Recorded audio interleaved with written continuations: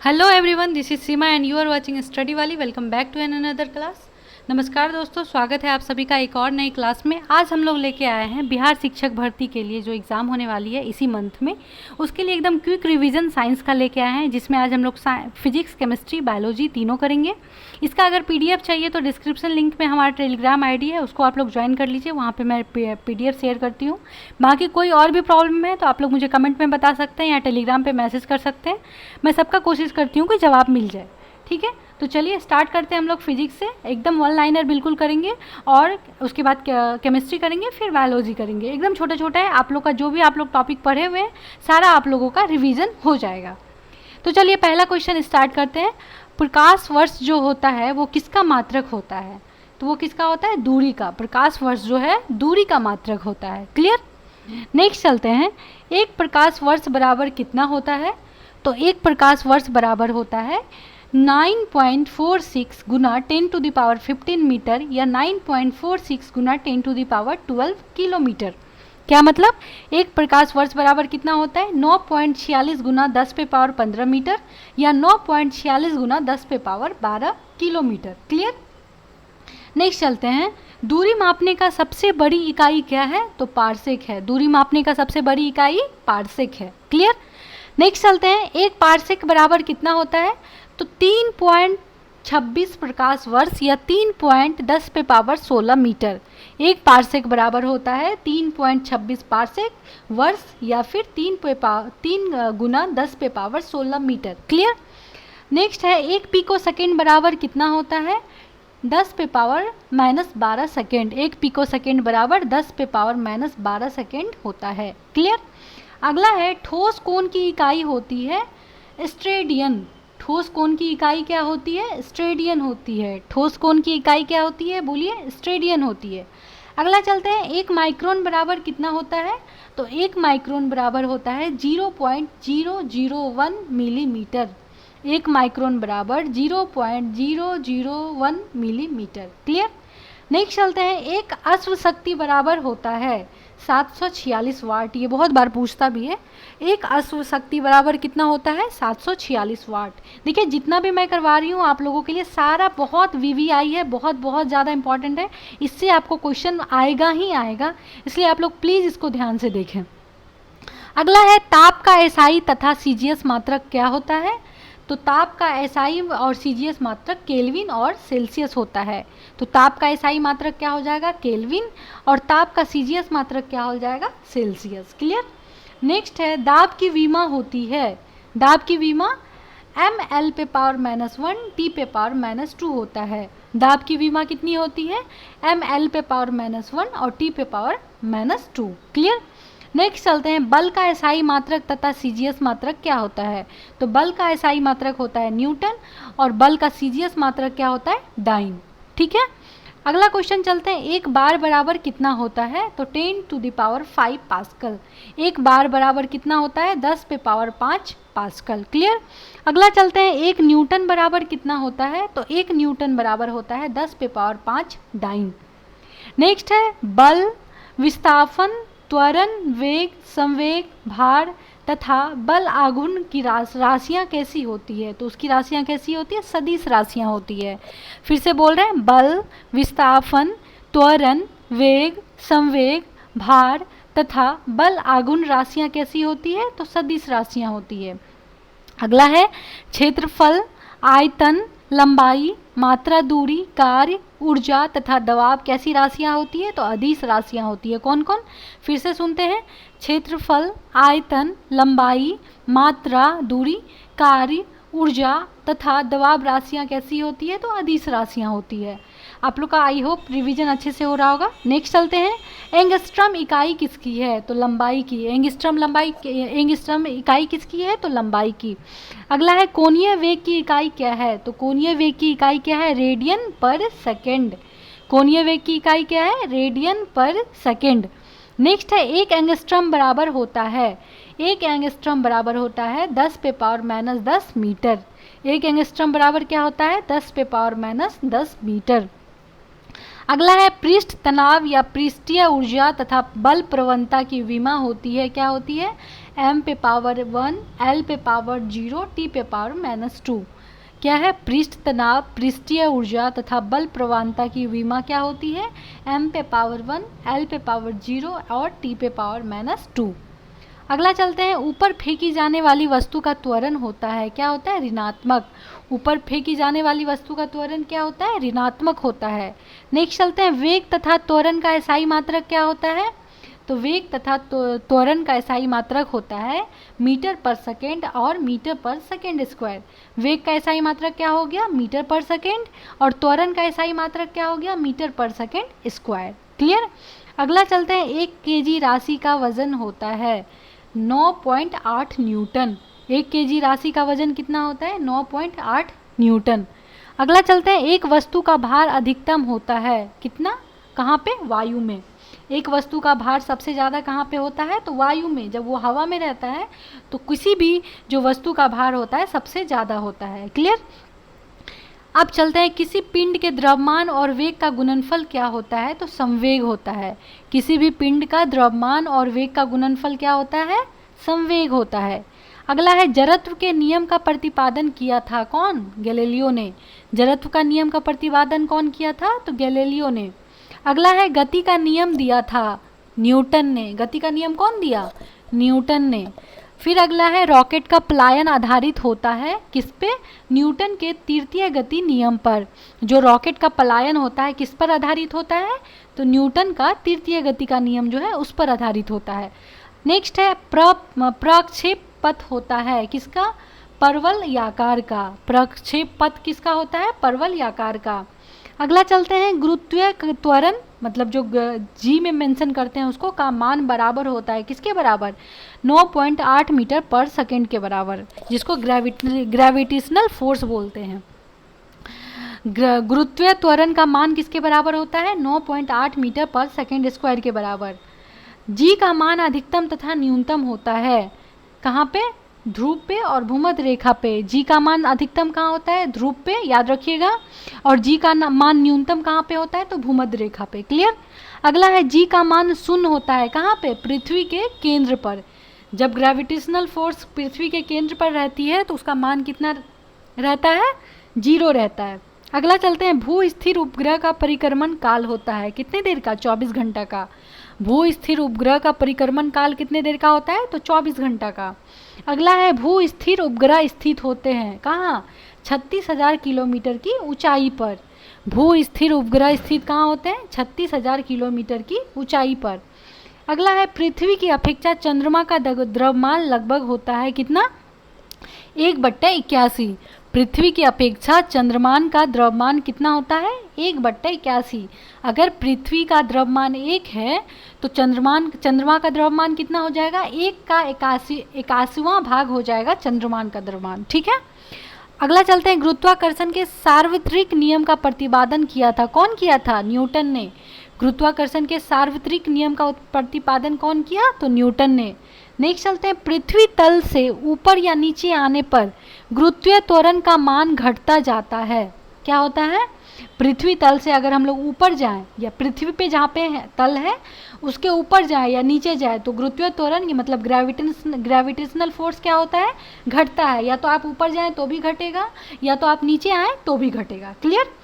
अगला है, पृथ्वी तथा सौर मंडल के लिए पलायन वेग का मान कितना होता है? तो पृथ्वी का पलायन वेग का मान कितना होता है? 11.2 किलोमीटर पर सेकेंड, और सौर मंडल का पलायन मान कितना होता है? 42 किलोमीटर पर सेकेंड। क्लियर? अगला है, चंद्रमा के लिए पलायन वेग का मान कितना होता है? तो चंद्रमा का होता है 2.37 किलोमीटर पर सेकेंड। अगला चलते हैं, चंद्रमा पर किसी पिंड का भार पृथ्वी पर उसके भार का होता है कितना? 1/6 गुना। चंद्रमा पर किसी पिंड का भार पृथ्वी पर उसके भार का कितना होता है? 1/6 गुना। ठीक है? इसीलिए आप लोग जब चंद्रमा पे जाएंगे तो वहाँ पे हम लोग हल्का महसूस करते हैं। क्यों? क्योंकि वहाँ पे ग्रेविटेशनल फोर्स जो है पृथ्वी के मुकाबले बहुत कम है। ठीक है? अगला चलते हैं, यदि किसी मनुष्य का भार पृथ्वी पर 600 न्यूटन है तो चंद्रमा पर कितना भार हो जाएगा? 100 न्यूटन। सोचिए, 1/6 गुना है ना। अगर हम लोग 600 न्यूटन के यहाँ पे हैं तो चंद्रमा पे कितना हो जाएंगे? 100 न्यूटन के। क्लियर? नेक्स्ट है, कार्य तथा ऊर्जा का मात्रक होता है। कार्य का मात्रक क्या होता है? जूल, और ऊर्जा का मात्रक क्या होता है? Newton metre. कार्य का ऊर्जा क्या होता है, जूल या फिर न्यूटन मीटर। ठीक है, कार्य और ऊर्जा का दोनों का सेम होता है। 1 जूल बराबर होता है किसके, 10 पे पावर 7 अर्घ के। 1 जूल किसके बराबर होता है, तो 10 पे पावर 7 अर्घ के बराबर होता है। अगला चलते हैं, खींचे हुए रबर या खींचे हुए धनुष तथा खींची हुई कमानी में भंडारित होता है क्या, स्थितिज ऊर्जा। खींचे हुए रबर या खींचे हुए धनुष या खींची हुई कमानी में भंडारित क्या होता है, स्थितिज ऊर्जा। अगला चलते हैं, यांत्रिक ऊर्जा को विद्युत ऊर्जा में परिवर्तित करता है कौन, डायनेमो। यांत्रिक ऊर्जा को विद्युत ऊर्जा में कौन परिवर्तित करता है, तो डायनेमो। नेक्स्ट चलते हैं, विद्युत ऊर्जा को यांत्रिक ऊर्जा में परिवर्तित करता है कौन, विद्युत मोटर। विद्युत ऊर्जा को यांत्रिक ऊर्जा में विद्युत मोटर परिवर्तित करता है। क्लियर। नेक्स्ट है, किसी वस्तु की चाल आधी कर दी जाए तो उसकी गतिज ऊर्जा हो जाएगी कितना, 1/4। चौथाई। किसी वस्तु की अगर चाल हम आधी कर देते हैं तो उसकी गतिज ऊर्जा जो है 1/4 हो जाएगी। क्लियर। अगला चलते हैं, यदि किसी वस्तु की चाल दुगुनी कर दी जाए तो उसकी गतिज ऊर्जा क्या हो जाएगी, 4 गुनी। कोई भी वस्तु है अगर उसका हम चाल 2 गुना कर दें तो उसका गतिज ऊर्जा क्या हो जाएगा, उस 4 गुना हो जाएगा। क्लियर। वायुमंडलीय दाब का एसआई मात्रक क्या होता है, बार। वायुमंडलीय दाब का एसआई मात्रक बार होता है। नेक्स्ट है, वायुमंडलीय दाब का मापा जाता है किससे, बैरोमीटर से। वायुमंडलीय दाब जो है उसको किससे मापा जाता है, तो बैरोमीटर से। अगला चलते हैं, आपेक्षिक घनत्व को मापा जाता है किससे, हाइड्रोमीटर से। जो आपेक्षिक घनत्व होता है उसको हाइड्रोमीटर से मापा जाता है। क्लियर। नेक्स्ट चलते हैं, दाब बढ़ने पर बर्फ का गलनांक क्या होता है। दाब बढ़ने पर बर्फ का गलनांक क्या होता है, घटता है। दाब के बढ़ने पर जो बर्फ का गलनांक होता है वो क्या होता है, घटता है। आपेक्षिक घनत्व का तो बता दिए थे ना हाइड्रोमीटर से, हाँ ठीक है। नेक्स्ट चलते हैं, जल का घनत्व अधिकतम तथा आयतन न्यूनतम होता है कहाँ पे, 4 डिग्री सेल्सियस पे। जल का जो घनत्व है अधिकतम और न्यूनतम कहाँ पे होता है, तो 4 डिग्री सेल्सियस पे। बैरोमीटर का पाठ्यांक एकाएक नीचे गिरना प्रदर्शित करता है क्या, आंधी तूफान आने का। अगर बैरोमीटर का जो वो रीडर होता है जिसको पाठ्यांक बोलते हैं वो अगर नीचे गिर रहा है तो इसका मतलब क्या है कि आंधी तूफान आने वाला है। नेक्स्ट है, बैरोमीटर का पाठ्यांक धीरे धीरे गिरना प्रदर्शित करता है। एकदम अचानक से गिर जाए बैरोमीटर का रीडर तो क्या होगा, आंधी तूफान आने वाला है। अगर बैरोमीटर का जो रीडर है जिसको पाठ्यांक बोलते हैं वो अगर धीरे धीरे धीरे धीरे गिर रहा है तो इसका मतलब क्या संकेत है कि वर्षा होने वाला है। ठीक है। अगला है, बैरोमीटर का पाठ्यांक का धीरे धीरे ऊपर चढ़ना क्या प्रदर्शित करता है। अगर बैरोमीटर का जो रीडर है धीरे धीरे ऊपर बढ़ रहा है तो मतलब क्या, दिन जो है साफ रहने वाला है। क्लियर। अगला चलते हैं, सेल्सियस एवं फ़ारेनहाइट स्केल समान मान प्रदर्शित करता है कब, जब -40 डिग्री ताप होता है। सेल्सियस और फ़ारेनहाइट जो स्केल है दोनों बराबर कब होता है, -40 डिग्री ताप पर। क्लियर। वर्षा की छोटी छोटी बूंदें गोल होती है किस वजह से, तो पृष्ठ तनाव के कारण। जो वर्षा का जो बूंदा है हम लोग को क्या दिखता है, छोटा छोटा गोल गोल जब दिखता है किसके वजह से दिखता है, पृष्ठ तनाव के कारण। अगला है, द्रव बूंद को संकुचित होकर न्यूनतम क्षेत्र घेरने की प्रवृत्ति का कारण क्या है, तो पृष्ठ तनाव है। जो द्रव बूंद है उसको संकुचित होकर न्यूनतम क्षेत्र घेरने की प्रवृत्ति क्यों होती है, तो पृष्ठ तनाव के कारण होती है। अगला है, सेकेंडी लोलक का आवर्तकाल होता है क्या, 2 सेकेंड। जो सेकेंडी लोलक है उसका आवर्तकाल कितने का होता है, तो 2 सेकेंड का होता है।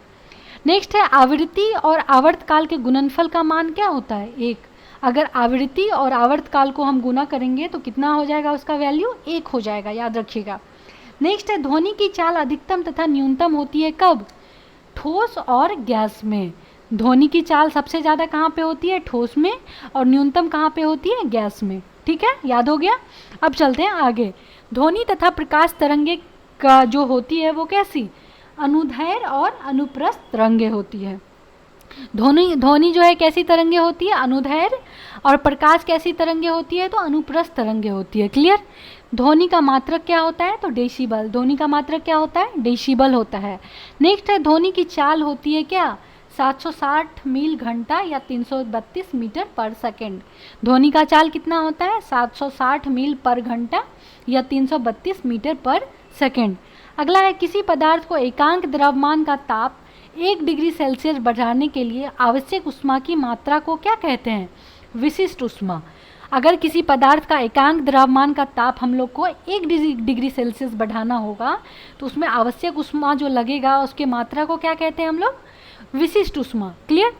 अगला है मानव शरीर का समान ताप कितना होता है, तो 37 डिग्री सेल्सियस या 98.6 डिग्री फ़ारेनहाइट या 310 केल्विन। क्लियर। मानव शरीर का समान तापमान कितना होता है, 37 डिग्री सेल्सियस ना 98.6 डिग्री फ़ारेनहाइट या 310 केल्विन। ये ठीक है। अब नेक्स्ट चलते हैं, दो समांतर दर्पण के बीच रखे वस्तु का प्रतिबिंब कहाँ बनता है, अनंत पर। अगर दो समांतर दर्पण हम लोग रखते हैं उसके बीच में हम लोग वस्तु का प्रतिबिंब देखेंगे तो कहाँ बनेगा, अनंत पर। अब नेक्स्ट है कैंडिला मात्रक है किसका, ज्योति तीव्रता का। जो कैंडिला किसका मात्रक है, ज्योति तीव्रता का। नेक्स्ट है प्रकाश का रंग निश्चित किया जाता है किससे, तरंग दैर्घ्य के द्वारा। जो प्रकाश का रंग है वो निश्चित किसके द्वारा होता है, तो तरंग दैर्घ्य के द्वारा। अगला है तरंग दैर्घ्य सबसे अधिक तथा सबसे न्यूनतम मान होता है कहाँ पे, लाल रंग और बैंगनी रंग। तरंग दैर्घ्य का सबसे अधिक कहाँ पे होता है, लाल रंग में मान, और सबसे कम कहाँ पे होता है, बैंगनी रंग में। नेक्स्ट है निर्वात में रेडियो तरंग या प्रकाश तरंग की गति होती है कितना, 3.10⁸ मीटर पर सेकेंड। निर्वात में रेडियो तरंग या प्रकाश तरंग की गति होती है कितना, 3.10⁸ मीटर पर सेकेंड। अगला है प्रकाश की चाल को सबसे पहले ज्ञात की थी कौन, रोमर ने। प्रकाश का चाल होता है इसको सबसे पहले कौन जाना था, तो रोमर नाम का जो व्यक्ति है वो जाने थे। अगला है लेंस की क्षमता तथा प्रतिरोध का मात्रक क्या होता है, तो लेंस का क्षमता होता है डायोप्टर और प्रतिरोध का मात्रक क्या होता है, ओम होता है। क्लियर। नेक्स्ट है आँख की रेटिना पर बना प्रतिबिंब क्या होता है, वास्तविक होता है और उल्टा होता है। जो आँख के रेटिना पर प्रतिबिंब बनता है वो कैसा होता है, वास्तविक और उल्टा। क्लियर। अगला है निकट दृष्टि दोष मतलब मायोपिया। जिसको निकट दृष्टि दोष होता है उसको हम लोग क्या कहते हैं, मायोपिया। को दूर करने में प्रयुक्त कौन सा लेंस होता है, तो अवतल लेंस। निकट दृष्टि दोष या मायोपिया को दूर करने में प्रयुक्त अवतल लेंस का हम लोग यूज करते हैं। क्लियर। अगला है दीर्घ दृष्टि दोष मतलब हाइपरमेट्रोपिया को दूर करने के लिए किसका प्रयुक्त करते हैं, उत्तर लेंस का। दीर्घ दृष्टि दोष या हाइपरमेट्रोपिया को दूर करने के लिए हम लोग उत्तल लेंस का यूज करते हैं। क्लियर। अब अगला है समान आँख के लिए सुस्पष्ट दृष्टि की न्यूनतम दूरी कितना होती है, 25 सेंटीमीटर। अगर किसी की आँख में कोई प्रॉब्लम नहीं है, एकदम नॉर्मल आँख है, तो उसको समान देखने के लिए कितना दूरी होता है, वो जो देख सकता है तो कहाँ तक, 25 सेंटीमीटर तक। क्लियर। अगला है प्राथमिक रंग कहा जाता है क्या, लाल, हरा, नीला रंग को। प्राथमिक रंग किसको किसको बोलते हैं, लाल को, हरा को और नीला को। क्लियर। नेक्स्ट है इलेक्ट्रॉन वोल्ट मात्रक होता है किसका, ऊर्जा का। इलेक्ट्रॉन वोल्ट किसका मात्रक होता है, तो ऊर्जा का। अगला है ट्रांसफार्मर का क्रोड बना होता है किससे, नर्म लोहा का। जो ट्रांसफार्मर का क्रोड बना होता है वो किसका बना होता है, नर्म लोहा का। नेक्स्ट है अपवर्तनांक सबसे अधिक तथा सबसे कम कहाँ होता है, अपवर्तनांक सबसे अधिक होता है बैंगनी रंग पे और सबसे कम कहाँ होता है, लाल रंग पे। क्लियर। अगला है अंतरिक्ष यात्री को आकाश दिखाई देता है कैसा, काला। अंतरिक्ष यात्री को आकाश कैसा दिखाई देता है, तो काला। नेक्स्ट है समुद्र की गहराई तथा समुद्र दूरी मापने का मात्रक क्या होता है, फैदम तथा नॉटिकल मील। समुद्र की गहराई मापने के लिए किसका यूज करते हैं, तो फैदम का, और समुद्र दूरी मापने के लिए किसको यूज करते हैं, तो नॉटिकल मील का। अगला है हाइड्रोलिक ब्रेक आधारित होता है किस पर, तो पास्कल के नियम पर। हाइड्रोलिक ब्रेक आधारित होता है किस पे, पास्कल के नियम पर। नेक्स्ट है विद्युत बल्ब का फिलामेंट बना होता है किसका, टंगस्टन का। अगला है हीटर का तार बना होता है किसका, नाइक्रोम का। हीटर का तार नाइक्रोम का बना होता है। क्लियर। नेक्स्ट है फ्यूज तार का होता है प्रतिरोध उच्च तथा गलनांक निम्न। फ्यूज तार का क्या होता है, प्रतिरोध जो होता है उच्च होता है और गलनांक क्या होता है, कम होता है, मतलब निम्न होता है। ठीक है। अगला क्वेश्चन है कैमरे में रखे हुए रेफ्रिजरेटर का दरवाज़ा खोल दिया जाए तो कमरे का ताप क्या होगा, बढ़ जाएगा। अगर किसी कमरे में रेफ्रिजरेटर रखा हुआ है और रेफ्रिजरेटर का दरवाज़ा हम लोग खोल देंगे तो कमरे का तापमान क्या हो जाएगा, बढ़ जाएगा। क्लियर। नेक्स्ट है दूध से क्रीम को अलग करने का दूध का घनत्व क्या होता है, बढ़ जाता है। अगर हम लोग दूध से क्रीम को अलग कर दें तो दूध का घनत्व क्या होता है, बढ़ जाता है। अगला है प्रतिध्वनि सुनने के लिए श्रोता एवं परावर्तक सतह के बीच की दूरी कितनी होनी चाहिए, 17 मीटर। प्रतिध्वनि सुनने के लिए मतलब अगर आप किसी को कुछ बोल रहे हैं जो आप बोल रहे हैं एवं जो सुन रहा है उसके बीच की दूरी कितना होना चाहिए, 17 मीटर होना चाहिए, उससे ज़्यादा नहीं। अगला है कान पर ध्वनि का प्रभाव रहता है कितना, 1/10 सेकेंड तक। कान पर ध्वनि का प्रभाव कब तक रहता है, 1/10 सेकेंड तक। नेक्स्ट है पृथ्वी के भौगोलिक तथा चुंबकीय अक्ष के बीच का कोण कितना होता है, 18 डिग्री। पृथ्वी के भौगोलिक तथा चुंबकीय अक्ष के बीच का कोण कितना होता है, तो 18 डिग्री का कोण होता है। अगला है अस्थायी तथा अस्थायी चुंबक बनाए जाते हैं किससे, नर्म लोहा तथा इस्पात से। अस्थायी तथा अस्थायी चुंबक बनाए जाते हैं किससे, नर्म लोहा और इस्पात का। क्लियर। अगला है कपड़ा सुखाने की मशीन तथा दूध से मक्खन निकालने की मशीन कार्य करता है कैसा, अपकेंद्रीय बल के सिद्धांत पर। जो कपड़ा सुखाने वाला मशीन होता है जिसको हम लोग वॉशिंग मशीन बोलते हैं, और दूध से मक्खन निकालने की जो मशीन होता है वो किस पे कार्य करता है, तो अपकेंद्रीय बल के सिद्धांत पर कार्य करता है। क्लियर। अगला है लालटेन की बत्ती को तेल का ऊपर चढ़ना तथा ब्लॉटिंग पेपर का स्याही सोखने का कारण क्या होता है, कोशिक तत्व क्रिया। जो लालटेन की बत्ती का जो तेल का ऊपर चढ़ना होता है या ब्लॉटिंग पेपर का स्याही सोखने का कारण क्या होता है, कोशिक तत्व क्रिया। ठीक है। नेक्स्ट है हीरा का चमकना तथा मृचिका बनने का कारण क्या है, पूर्ण आर्थिक परिवर्तन। हीरा का चमकना तथा मरीचिका का बनने का कारण क्या होता है, पूर्ण आंतरिक परावर्तन। क्लियर। नेक्स्ट है पानी के अंदर हवा का बुलबुला कार्य करता है किस पे, किसके भांति, अवतल लेंस के भांति। जो पानी के अंदर का हवा का बुलबुला होता है वो कैसा कार्य करता है, अवतल लेंस के भांति। क्लियर। नेक्स्ट है कार्बन, सिलिकॉन तथा जर्मेनियम उदाहरण है किसका, अर्धचालक का। अर्धचालक का उदाहरण क्या क्या है, कार्बन, सिलिकॉन तथा जर्मेनियम। नेक्स्ट है तरित चालक बनाया जाता है किसका, तांबा का। आविष्कारक कौन है, बेंजामिन फ्रैंकलिन। जो तरित चालक होता है वो किसका बनाया जाता है, तांबा का, और इसका आविष्कार कौन किया था, तो बेंजामिन फ्रैंकलिन। क्लियर। अब नेक्स्ट चलते हैं चुंबक को स्वतंत्रता पूर्वक लटकाने पर वह सदैव रुकती है कहाँ, उत्तर दक्षिण दिशा में। अगर हम चुंबक को स्वतंत्रता पूर्वक लटका दें तो वो किस दिशा में रुकेगी, खुद ब खुद उत्तर और दक्षिण के दिशा में। क्लियर। नेक्स्ट है चुंबकत्व समाप्त हो जाता है कैसे, हथौड़े से पीटने तथा गर्म कर लाल करने से। चुंबकीय शक्ति को अगर हमको समाप्त करना होगा तो कैसे करेंगे, या तो हथौड़े से पीट कर और गर्म कर लाल करने से। क्लियर। नेक्स्ट है परमाणु बम तथा हाइड्रोजन बम आधारित है नाभिकीय विखंडन और नाभिकीय संलयन इस सिद्धांत पर। परमाणु बम किस पे आधारित है, तो नाभिकीय विखंडन के इस पे सिद्धांत पर। और हाइड्रोजन बम किस पे आधारित है, तो नाभिकीय संलयन सिद्धांत पर। क्लियर। नेक्स्ट है जीवों के अवशेषों के वायु का पता लगाया जाता है कार्बन डेटिंग विधि द्वारा। जो जीव का जो अवशेष बच जाता है उसका वो कितना पुराना है उसका हम लोग कैसे पता करते हैं, तो कार्बन डेटिंग विधि होता है उसके द्वारा। ठीक है। अगला है पुरानी चट्टानों तथा निर्जीव पदार्थों आदि की आयु ज्ञात की जाती है कैसे, यूरेनियम डेटिंग के द्वारा। जो पुरानी चट्टान है या निर्जीव पदार्थ की आयु कब से अभी तक है, एग्जिस्ट कर रही है, तो उसका हम लोग पता कैसे करते हैं, यूरेनियम डेटिंग विधि द्वारा। क्लियर। नेक्स्ट है नाभिकीय रिएक्टर में होने वाला अभिक्रिया के नियंत्रण के लिए प्रयोग किया जाता है क्या, कैडमियम जिसको Cd लिखते हैं, या बोरोन जिसको B से हम लोग डिनोट करते हैं की क्षर का। जो नाभिकीय रिएक्टर में होने वाला अभिक्रिया के नियंत्रण के लिए प्रयोग किया जाता है कैडमियम या बोरोन की क्षर का। क्लियर। अगला है पहाड़ों का खाना देर से पकता है क्यों, क्योंकि वायुमंडलीय दाब कम हो जाने से जल का क्वथनांक घट जाता है। पहाड़ पर खाना लेट क्यों बनता है, क्योंकि वहाँ पे वायुमंडलीय दाब कम हो जाता है और जल का क्वथनांक क्या हो जाता है, जिसकी वजह से घट जाता है। नेक्स्ट है एक्स किरणों की खोज की गई थी कहाँ, रोंटगन द्वारा। कब, 1895 में। एक्स किरणों की खोज कब कौन किया था, रोंटगन किया था, और कब किया था, तो 1895 में। नेक्स्ट है कैंसर के इलाज में प्रयोग किया जाता है क्या, कोबाल्ट 60। कैंसर के इलाज में क्या प्रयोग किया जाता है, तो कोबाल्ट 60। साबुन का बुलबुला रंगीन दिखाई पड़ता है क्यों, व्यक्तिकरण के कारण। साबुन का बुलबुला रंगीन क्यों दिखाई देता है, तो व्यक्तिकरण के कारण। अगला है बादल वायुमंडल में तैरते हैं किस वजह से, कम घनत्व के कारण।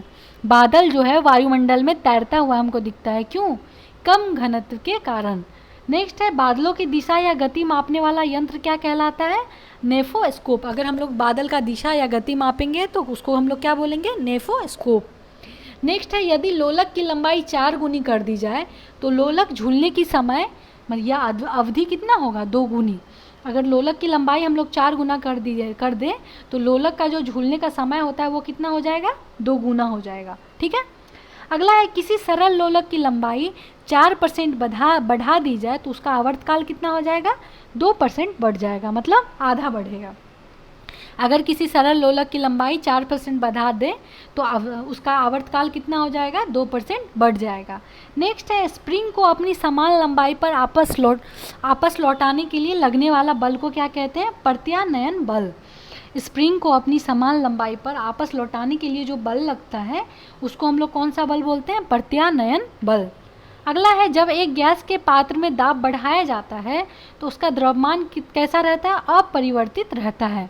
जब एक गैस के पात्र में दाब हम लोग बढ़ा देंगे तो उसका द्रव्यमान क्या होगा, चेंज नहीं होगा। नेक्स्ट है क्रायोजेनिक इंजनों का प्रयोग होता है कहाँ पे, रॉकेट प्रौद्योगिकी में।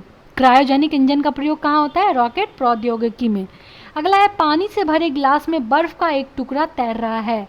यदि बर्फ का टुकड़ा पूरा पिघल जाए तो पानी के स्तर पर क्या प्रभाव पड़ेगा, कोई प्रभाव नहीं पड़ेगा। जैसे पूरा पानी का भरा गिलास है, उसमें एक बर्फ़ का टुकड़ा तैर रहा है और बर्फ़ पूरी तरह से मतलब गल जाएगा, पिघल जाएगा, तो पानी का स्तर में कोई चेंज होगा नहीं। क्यों नहीं होगा, क्योंकि बर्फ़ जो है अपना जो स्पेस है वो लेके बैठा हुआ है। जो बर्फ़ गलेगा, जिस स्पेस में बर्फ़ है उसी स्पेस में पानी भर जाएगा तो बराबर हो जाएगा, तो इसीलिए चेंजिंग नहीं होगा। नेक्स्ट है लॉ ऑफ फ्लोटिंग सिद्धांत की खोज कौन किया था, आर्किमिडीज ने। लॉ ऑफ फ्लोटिंग सिद्धांत का खोज किसने किया, आर्किमिडीज ने। अगला है बर्फ़ के 2 टुकड़ों को आपस में दबाने पर टुकड़े आपस में चिपक जाते हैं क्योंकि दाब अधिक होने से बर्फ़ का गलनांक घट जाता है। क्या है, बर्फ़ के 2 टुकड़ों को आपस में अगर हम लोग दबाएंगे तो टुकड़े आपस में क्या होते हैं, चिपक जाते हैं। क्यों, क्योंकि दाब अधिक होने से बर्फ़ का गलनांक क्या होता है, घट जाता है। नेक्स्ट है सबसे शुद्ध जल होता है किसका, वर्षा का जल का। सबसे शुद्ध जल कौन होता है, वर्षा का जल।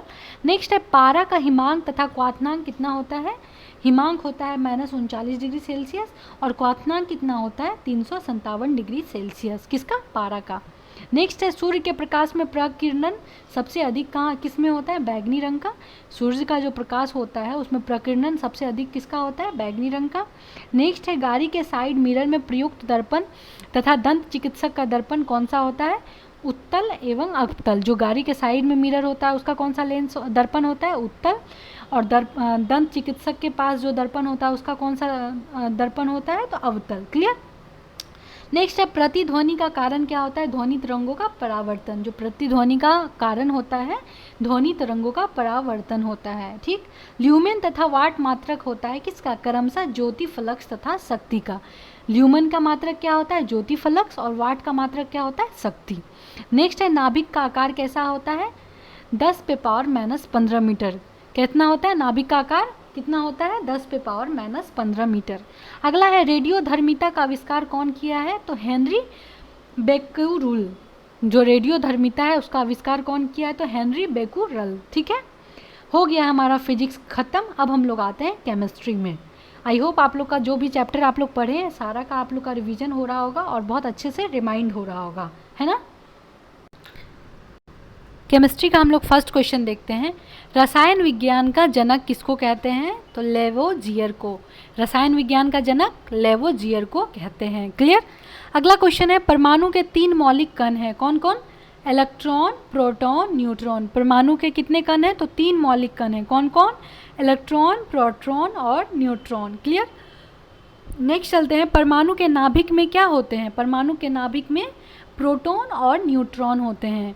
परमाणु के नाभिक में क्या होते हैं, प्रोटॉन और न्यूट्रॉन। अगला है एक ही तत्व के 2 परमाणु जिनकी परमाणु संख्या समान होती है कहलाते हैं क्या, समस्थानिक या आइसोटोप। एक ही तत्व के अगर 2 परमाणु होते हैं जिनकी परमाणु संख्या क्या होती है, समान होती है, तो उसको हम लोग क्या बोलेंगे, समस्थानिक या आइसोटोप बोलेंगे। क्लियर। अगला चलते हैं एक ही तत्व के 2 परमाणु जिसकी द्रव्यमान संख्याएं समान होती है, परमाणु संख्या नहीं, द्रव्यमान संख्या समान होती है, उसको हम लोग क्या बोलेंगे, समभारिक या आइसोबार। क्या, जिसकी परमाणु संख्या समान होती है उसको क्या बोलेंगे, समस्थानिक या आइसोटोप। जिसकी द्रव्यमान संख्याएं समान होती है उसको क्या बोलेंगे, समभारिक या आइसोबार। ठीक है। नेक्स्ट चलते हैं, एक मोल किसके बराबर होता है? 6.023 इंटू 10⁻23। एक मोल किसके बराबर होता है? 6.023 गुना 10⁻23। ठीक है। अगला चलते हैं, द्रवित पेट्रोलियम गैस मतलब एलपीजी का प्रमुख संगठन क्या क्या है? नॉर्मल ब्यूटेन तथा आइसोब्यूटेन। याद रखिएगा, द्रवित पेट्रोलियम गैस मतलब कि एलपीजी का प्रमुख संगठन किससे क्या होता है? तो नॉर्मल ब्यूटेन तथा आइसोब्यूटेन। अगला है, शुष्क बर्फ कहलाता है ठोस कार्बन डाइऑक्साइड। शुष्क बर्फ क्या कहलाता है? ठोस कार्बन डाइऑक्साइड। नेक्स्ट है, आतिशबाजी में हरा रंग तथा लाल रंग होता है किसका? बेरियम तथा स्ट्रोंशियम का। आतिशबाजी में हरा रंग किसके वजह से होता है? तो बेरियम के वजह से। और लाल रंग किसके वजह से होता है? तो स्ट्रोंशियम के वजह से। क्लियर। अगला है, गोबर गैस तथा बायोगैस का प्रमुख घटक क्या है? मीथेन। जो गोबर गैस होता है जिसको बायोगैस बोलते हैं, उसका प्रमुख घटक क्या होता है? मीथेन होता है। नेक्स्ट है, लाफिंग गैस कहलाता है नाइट्रस ऑक्साइड मतलब N2O।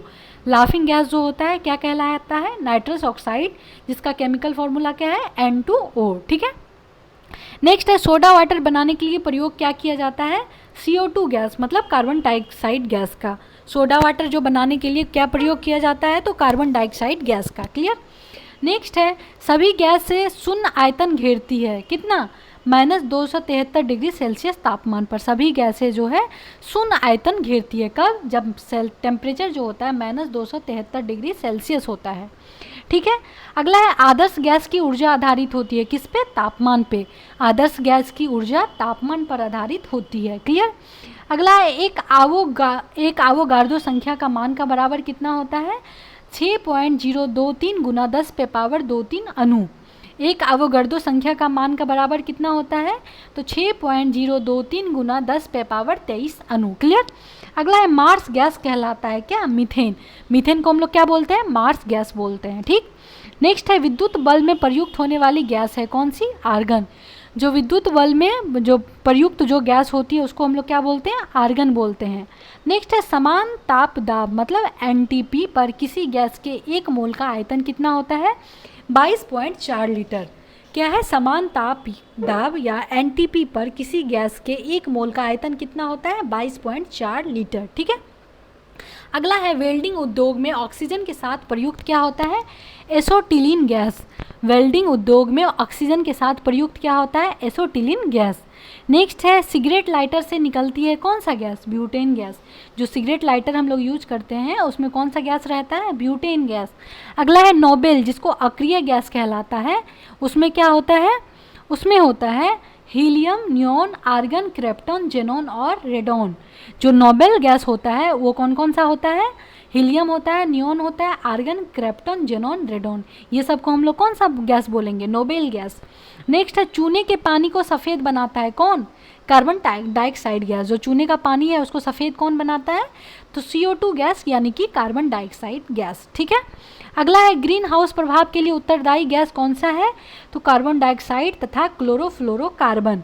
जो ग्रीन हाउस प्रभाव होता है उसका उत्तरदायी किसको मानते हैं हम लोग? कार्बन डाइऑक्साइड को और क्लोरोफ्लोरोकार्बन को। ठीक है। अगला है, अश्रु गैस का रासायनिक नाम क्या है? क्लोरोएसिटोफिनॉन। आंसू गैस का जो अश्रु गैस का होता है रासायनिक नाम क्या है? क्लोरोएसिटोफिनॉन। अगला है, सभी अम्लों में सबसे अधिक समान तत्व होता है किसका?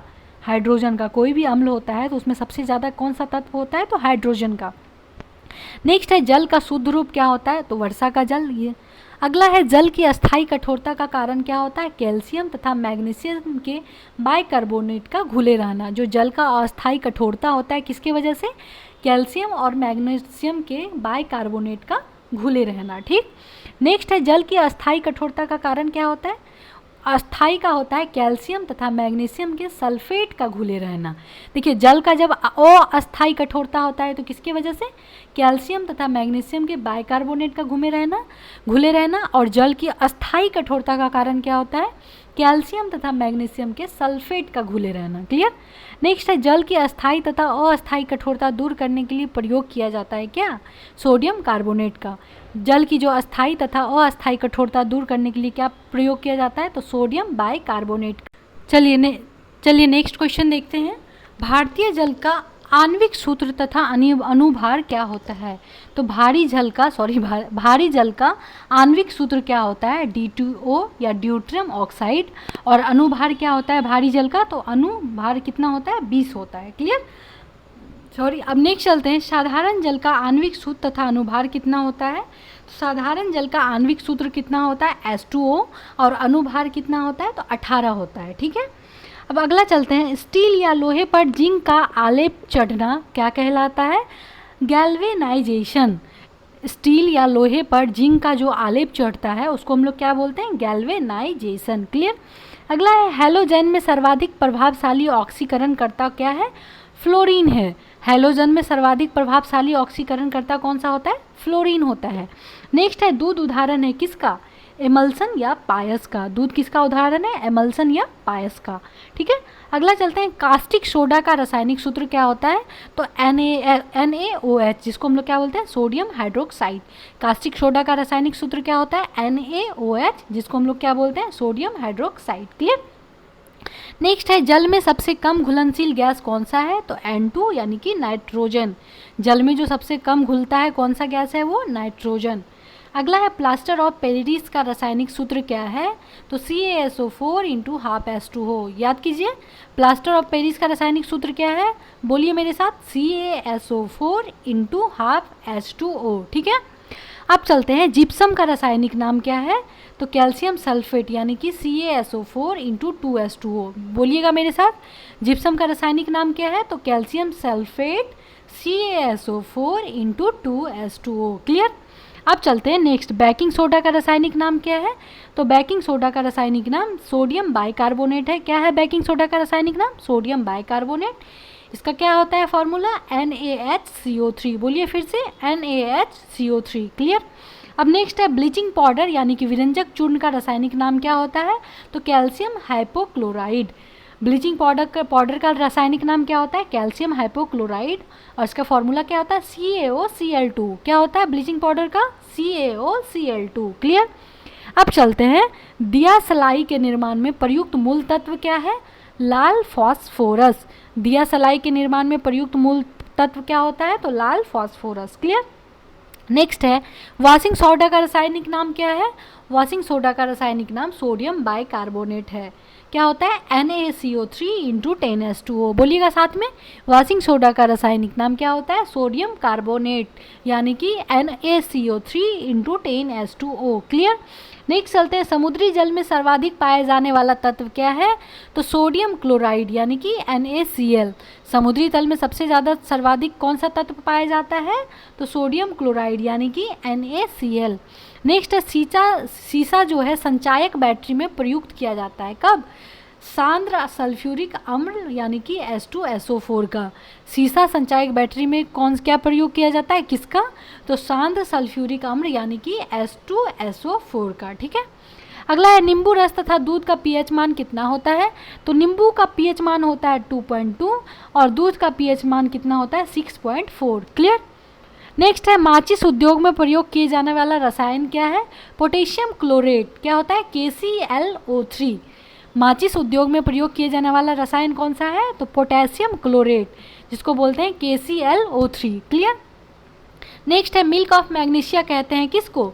मैग्नीशियम हाइड्रोक्साइड को, MgOH हॉल 2 को।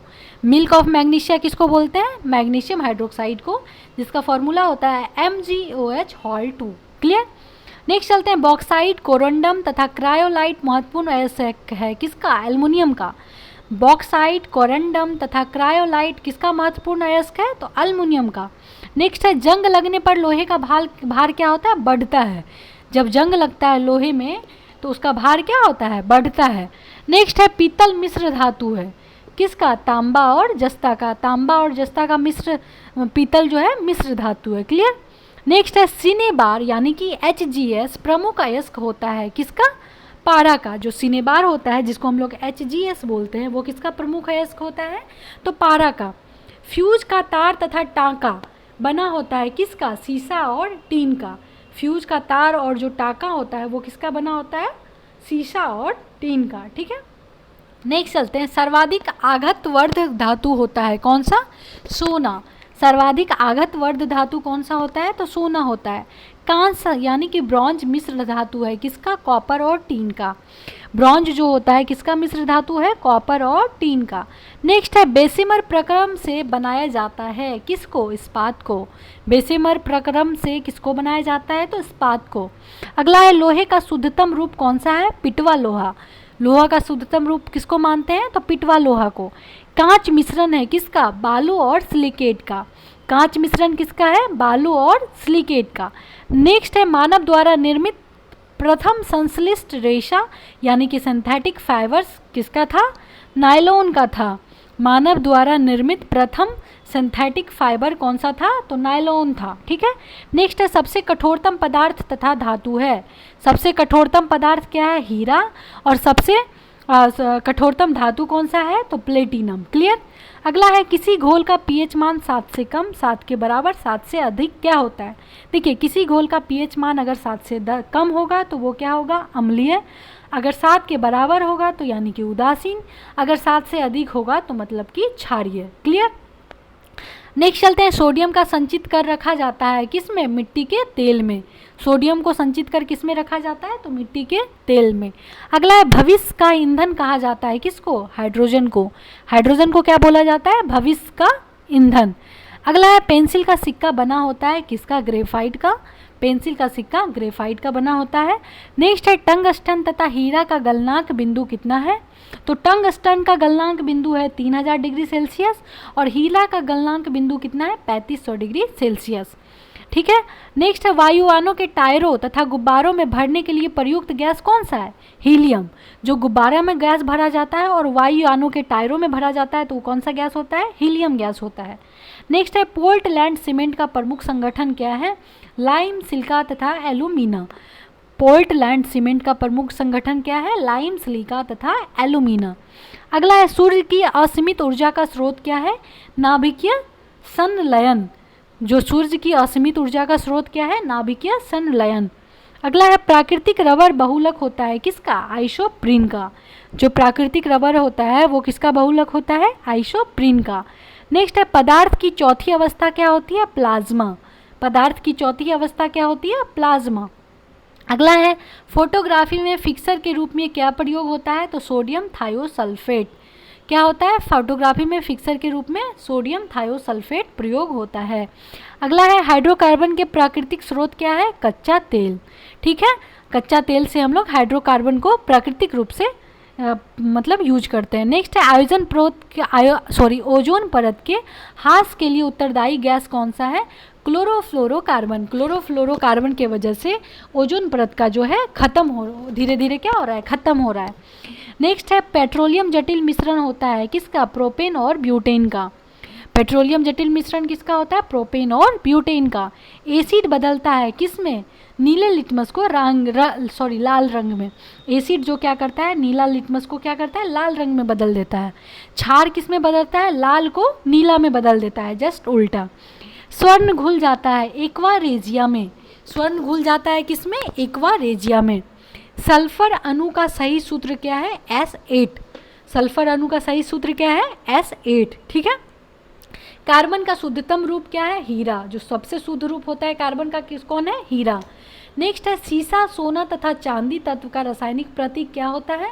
तो सीसा का रासायनिक प्रतीक होता है Pb, सोना का रासायनिक प्रतीक होता है Au और चांदी का रासायनिक प्रतीक क्या होता है? Ag। क्लियर। नेक्स्ट है रासायनिक यौगिक का सबसे छोटा संभावी यूनिट क्या है? तो अणु है। रासायनिक यौगिक का सबसे छोटा संभावी यूनिट अणु है। अगला है किसी तत्व के परमाणविक भार को व्यक्त किया जाता है किससे? AMU से। किसी तत्व के परमाणविक भार को व्यक्त किससे किया जाता है? AMU से। अगला है तत्व का सबसे पहले वर्गीकरण किया था कौन? न्यूजीलैंड ने। तत्व का जो है सबसे पहले वर्गीकरण कौन किया था? न्यूजीलैंड ने।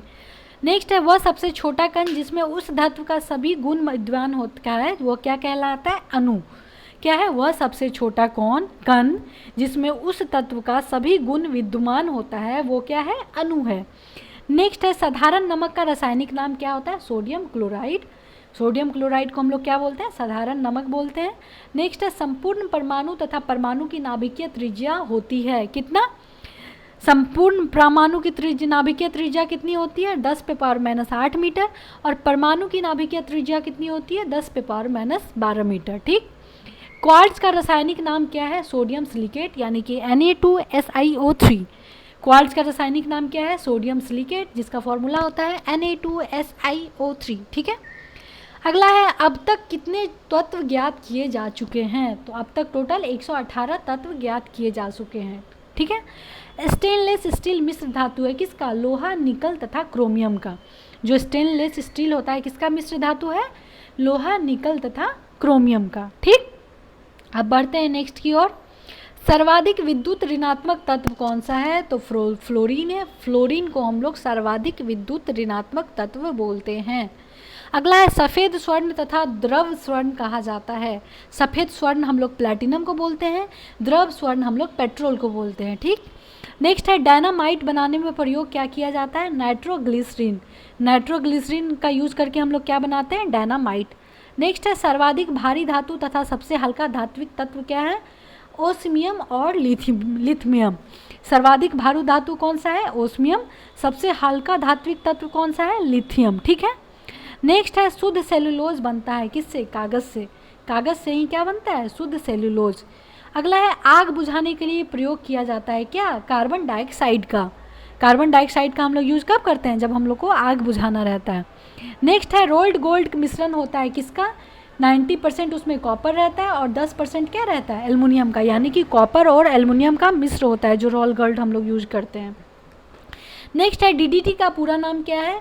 तो डीडीटी का पूरा नाम है डाइक्लोरो डाइफिनाइल ट्राइक्लोरो इथेन। फिर से बोलिए, dichloro diphenyl trichloro ethane. Next है, भोपाल गैस कांड कब हुआ था? 3 दिसंबर 1984 में जो रिसाव हुआ था उसमें कौन सा गैस था? तो मिथाइल आइसोसेनाइट मतलब मिक गैस था। ठीक। नेक्स्ट है, द्रव अवस्था में पाए जाने वाला धातु कौन सा है? पारा जो होता है वो द्रव अवस्था में पाया जाता है। ठीक। अगला है, गन पाउडर मिश्रण होता है किसका? सल्फर, चारकोल एवं सोरा का। ठीक है। गन पाउडर किसका मिश्रण होता है? सल्फर, चारकोल एवं सोरा का। नेक्स्ट है, रेफ्रिजरेटर में किसी वस्तु को ठंडा करने के लिए प्रयोग किया जाता है किसका? अमोनिया गैस का। रेफ्रिजरेटर में किसी वस्तु को ठंडा करने के लिए क्या प्रयोग किया जाता है? अमोनिया गैस का।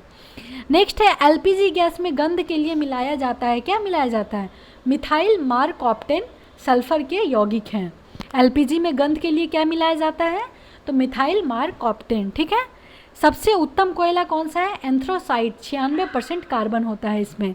सबसे उत्तम कोयला कौन सा होता है? एंथ्रोसाइट, जो कि भारत में बस एक ही जगह मिलता है, जम्मू एवं कश्मीर में। ठीक है। नेक्स्ट है, फोटोग्राफी में उपयोग क्या होता है? सिल्वर ब्रोमाइड का। फोटोग्राफी में क्या यूज होता है? Silver bromide. नेक्स्ट है, रासायनिक यौगिक का सबसे छोटा कण कौन सा है? तो परमाणु है। अगला है, कच्चे फलों को कृत्रिम ढंग से पकाने के लिए किस गैस का प्रयोग करते हैं? तो एसिटिलीन के मदद से हम लोग कच्चे फल को पकाते हैं। ठीक। अगला है, हड्डियों और दांतों में मुख्य रूप से क्या पाया जाता है? तो हड्डियों और दांतों में मुख्य रूप से कैल्शियम एवं फॉस्फोरस पाया जाता है। नेक्स्ट है, नाइक्रोम मिश्र धातु है किसका? क्रोमियम, निकल तथा लोहा का। नाइक्रोम किसका मिश्र धातु है? क्रोमियम, निकल तथा लोहा का। अगला है, तंबाकू में विषैला पदार्थ होता है, वो कौन सा है? निकोटीन। तंबाकू में क्या होता है? निकोटीन होता है। नेक्स्ट है, लोहा के इस्पात में बदलने के लिए उसमें मिलाया जाता है क्या? निकल। लोहा को इस्पात में अगर बदलना होगा तो उसमें क्या मिलाया जाता है? निकल को मिलाया जाता है। नेक्स्ट है, फलों के रसों को सुरक्षित रखने का प्रयोग किया जाता है फार्मिक अम्ल का। किसका प्रयोग किया जाता है? अगर हम लोग फल का रस को सुरक्षित रखना होगा उसमें हम लोग क्या यूज करेंगे? फार्मिक अम्ल। सॉरी। ठीक है। नेक्स्ट है, फूलों का रंग उड़ा देती है किसको? फ्लोरीन गैस को। फूलों का रंग क्या उड़ा देती है? फ्लोरीन गैस को। अगला है, खाद्य पदार्थों को संरक्षण के लिए प्रयोग किया जाता है किसका? बेंजोइक अम्ल का। ठीक है। नेक्स्ट है, इलेक्ट्रॉन, प्रोटॉन तथा न्यूट्रॉन के आविष्कारक कौन है? इलेक्ट्रॉन के आविष्कारक हैं जे थॉमसन, प्रोटॉन के आविष्कारक हैं गोल्डस्टीन तथा न्यूट्रॉन के आविष्कारक हैं जेम्स चैडविक। फिर से सुनिएगा, इलेक्ट्रॉन के आविष्कारक हैं जे थॉमसन, प्रोटॉन के आविष्कारक हैं गोल्डस्टीन, न्यूट्रॉन के आविष्कारक हैं जेम्स चैडविक। ठीक है। अगला है, पॉजिट्रॉन तथा नाभिक की खोज की थी कौन? पॉजिट्रॉन की खोज की थी एंडरसन और नाभिक की खोज की थी रदरफोर्ड। ठीक है। नेक्स्ट क्वेश्चन है, हाइड्रोजन, ऑक्सीजन तथा नाइट्रोजन के आविष्कारक कौन हैं? हाइड्रोजन के आविष्कारक थे कैवेंडिश, ऑक्सीजन के आविष्कारक हैं प्रिस्टले, और नाइट्रोजन के आविष्कारक कौन थे? रदरफोर्ड। ठीक है। नेक्स्ट है हीलियम, आर्गन तथा थोरियम के आविष्कारक कौन थे? हीलियम के आविष्कारक थे लोकियर, आर्गन के आविष्कारक थे रैमजे तथा थोरियम के आविष्कारक थे बर्जीलियस। ठीक है। नेक्स्ट है अल्केन तथा अल्काइन का समान सूत्र क्या होता है? अल्केन का समान सूत्र होता है CnH2n+2 और अल्काइन का समान सूत्र होता है CnH2n-2। ठीक है, फिर से सुन लीजिएगा। एल्केन का जो समान सूत्र होता है CnH2n+2 और अल्काइन का समान सूत्र क्या होता है? CnH2n-2। बस इसमें माइनस हो जाएगा। ठीक। नेक्स्ट है जल का क्वथनांक कितना होता है? तो जल का क्वथनांक होता है 100 डिग्री सेल्सियस, 212 डिग्री फ़ारेनहाइट या 373 केल्विन। जल का क्वथनांक कितना होता है? सेल्सियस में 100 डिग्री, फ़ारेनहाइट में 212 डिग्री और केल्विन में कितना? 373। ठीक है। नेक्स्ट है लोहा का निष्कर्षण किया जाता है किससे? हेमेटाइट से। लोहा का निष्कर्षण किससे किया जाता है? तो हेमेटाइट से। अगला है लाल चिट्टियों तथा बिच्छू से डंक में क्या होता है? फॉर्मिक अम्ल। लाल चिट्टी और बिच्छू के डंक में क्या होता है? फॉर्मिक अम्ल होता है। अगला है खट्टे फलों तथा दूध में पाए जाने वाला अम्ल कौन सा होता है? ने खट्टे फल में जो अम्ल पाया जाता है साइट्रिक अम्ल और दूध में जो पाया जाता है कौन सा? लैक्टिक अम्ल। ठीक है। नेक्स्ट है एसिटिक अम्ल तथा टार्टेरिक अम्ल का प्राकृतिक स्रोत क्या है? एसिटिक अम्ल का प्राकृतिक स्रोत है फल का रस और टार्टरिक अम्ल का प्राकृतिक स्रोत क्या है? इमली। ठीक है। नेक्स्ट है घास तथा पत्ते में पाया जाता है क्या? ऑक्सैलिक अम्ल। घास तथा पत्ते में क्या पाया जाता है? ऑक्सैलिक अम्ल। अगला है महो मापनी यानी महो स्केल का प्रयोग किया जाता है किस लिए? धातुओं की कठोरता को मापने के लिए। धातुओं की कठोरता को मापने के लिए किस स्केल का यूज करते हैं? मोहो स्केल का। अगला है चांदी की चमक को काला कर देता है कौन? Ozone gas. चांदी की चमक को कौन काला कर देता है? Ozone gas. नेक्स्ट है सोने के आभूषण बनते समय उसमें क्या मिलाया जाता है? तो तांबा। अगला है यूरेनियम धातु का निष्कर्षण किया जाता है पिच ब्लेड से। यूरेनियम धातु का निष्कर्षण किससे किया जाता है? पिच ब्लेड से। नेक्स्ट है प्रोड्यूसर गैस या वायु अंगार गैस मिश्रण होता है किसका? नाइट्रोजन एवं कार्बन मोनोऑक्साइड गैस का। प्रोड्यूसर गैस या वायु अंगार गैस किसका मिश्रण होता है? नाइट्रोजन और कार्बन मोनोऑक्साइड का। ठीक है। नेक्स्ट है भाप अंगार गैस या जल गैस मिश्रण होता है किसका? हाइड्रोजन एवं कार्बन मोनोऑक्साइड का। भाप अंगार गैस या जल गैस किसका मिश्रण होता है? हाइड्रोजन और कार्बन मोनोऑक्साइड का। नेक्स्ट होता है इलेक्ट्रॉन त्याग तथा ग्रहण करने की प्रक्रिया क्या कहलाती है? इलेक्ट्रॉन त्याग करने की प्रक्रिया कहलाती है ऑक्सीकरण। इलेक्ट्रॉन ग्रहण करने की प्रक्रिया क्या कहलाती है? अवकरण। क्लियर। नेक्स्ट की ओर बढ़ते हैं। नॉन स्टिक बर्तन को के जो ऊपरी परत बना होता है किसका बना होता है? टेफ्लॉन का। नेक्स्ट है लैंपों तथा ट्यूबों में क्या भरी होती है? तो नियॉन गैस। अगला है विद्युत का सबसे अच्छा चालक कौन सा है? तो विद्युत का सबसे अच्छा चालक है चांदी। नेक्स्ट है कृत्रिम वर्षा के लिए प्रयोग में क्या लाया जाता है? Silver iodide. जब भी हम आर्टिफिशियल तरीका से वर्षा कहीं पे करवाते हैं तो उसमें हम लोग क्या यूज करते हैं? सिल्वर आयोडाइड का। ठीक है। नेक्स्ट है शुद्ध सोना होता है कितना? 24 कैरेट का। अगला है अम्ल वर्षा के लिए उत्तरदायी गैस कौन कौन सा है? SO2 और NO2। जो अम्ल वर्षा होता है वो किसकी वजह से होता है? SO2 और NO2 की वजह से। क्लियर। नेक्स्ट है प्राकृतिक रबर को कठोर बनाने के लिए उसमें मिलाया जाता है कार्बन या फिर सल्फर। अगला है लोहे के जंग लगने में उत्तरदायी क्या होता है? ऑक्सीजन एवं नमी। अगर किसी भी लोहा में जंग लगता है तो किसकी वजह से? ऑक्सीजन और नमी के कारण। नेक्स्ट है फॉस्फोरस हवा में जल उठता है, इसी कारण इसे कहाँ रखा जाता है? जल में डुबाकर। अगर फॉस्फोरस को हम लोग हवा में रखेंगे तो क्या हो जाएगा? उसमें आग लग जाएगा। ठीक है। नेक्स्ट है कृत्रिम सुगंधित पदार्थ यानी कि इत्र बनने में प्रयोग किया जाता है किसका? एथिल एसीटेट का। जो इत्र होता है उसमें हम लोग क्या यूज करते हैं? Ethyl acetate. नेक्स्ट है बर्तन में कलई करने में प्रयोग किया जाता है किसका? अमोनियम क्लोराइड का। बर्तनों में कलई करने में प्रयोग क्या किया जाता है? अमोनियम क्लोराइड का। नेक्स्ट है परम शून्य ताप का मान कितना होता है? -273 डिग्री सेल्सियस। ठीक है। नेक्स्ट है प्रयोगशाला में बनाया गया पहला कार्बनिक पदार्थ कौन सा है? तो यूरिया है। प्रयोगशाला में बनाया गया पहला कार्बनिक पदार्थ कौन सा है? यूरिया। नेक्स्ट है गोबर गैस संयंत्र का निर्माण किया था कौन? CB देसाई ने। CB देसाई किसका निर्माण किया था? गोबर गैस संयंत्र का। अगला है आदर्श गैस समीकरण होता है क्या, PV equal to nRT। Next है एक पदार्थ का सीधे ठोस से वाष्प अवस्था में परिवर्तन क्या कहलाता है, ऊर्ध्वापतन। अगर कोई भी पदार्थ सीधा ठोस से वाष्प बन जाए तो उसको हम लोग क्या बोलेंगे, ऊर्ध्वपातन। ठीक है। अगला है कपूर को शुद्ध किया जाता है किससे, ऊर्ध्वपातन विधि द्वारा। अगला है द्रव्यमान का ऊर्जा में परिवर्तन होता है क्या, आइंस्टीन के समीकरण E बराबर mc² के अनुसार।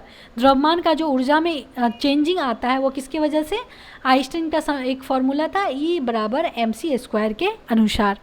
नेक्स्ट है यूरिया में नाइट्रोजन की मात्रा होती है कितनी, 47%। अगला है पृथ्वी पर पाए जाने वाले यूरेनियम में सर्वाधिक मात्रा में क्या रहता है, U-238। पृथ्वी पर पाए जाने वाला जितना तरह का यूरेनियम है सर्वाधिक मात्रा में कौन सा यूरेनियम रहता है, U-238। ठीक है।